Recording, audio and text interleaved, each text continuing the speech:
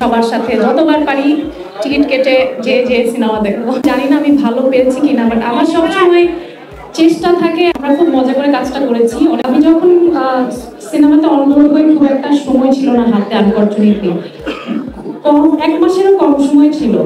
তো সেই কারণে আসলে যেটা করেছি যে একটা দিনও আমি ওয়েস্ট করিনি। আমার যেদিন সিনেমা সাইন হয়েছে তার ঠিক পরদিনই আমি আমার ওয়ার্কআউট, আমি আমার ট্রেনিং সব শুরু করি, এবং আমার সাথে রাজ ভাইও আমরা একসাথে ট্রেন করেছি, একসাথে জিমে গিয়েছি। একটা কমার্শিয়াল সিনেমাতে আমার মনে হয় এই ছবির পরে আমাদের যারা ডিরেক্টর আছেন, এখানে প্রডিউসার আছেন, ফিমেল লিডদেরকে যে আরো ইম্পর্টেন্স দেওয়া উচিত, এবং সেটাকে আপনি করলেও যে সিনেমা যে আর্ট ফিল্ম হবে না, নারী কেন্দ্রিক হয়ে যাবে না, এটা মাথায় রেখে যারা, মানে আমি সঞ্জয়দাকে ধন্যবাদ দিতে চাই যে উনি আমাকে এত স্ট্রং একটা ক্যারেক্টার দিয়েছেন।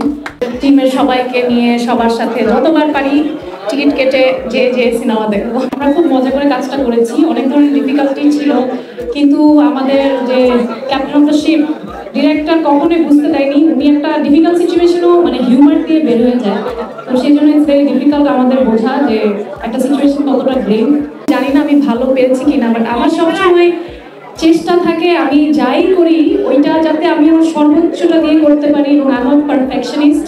আমি যে কাজই করি আমি আমার সর্বোচ্চ কনভিকশন দিয়ে করি এবং পারফেক্ট করার চেষ্টা করি।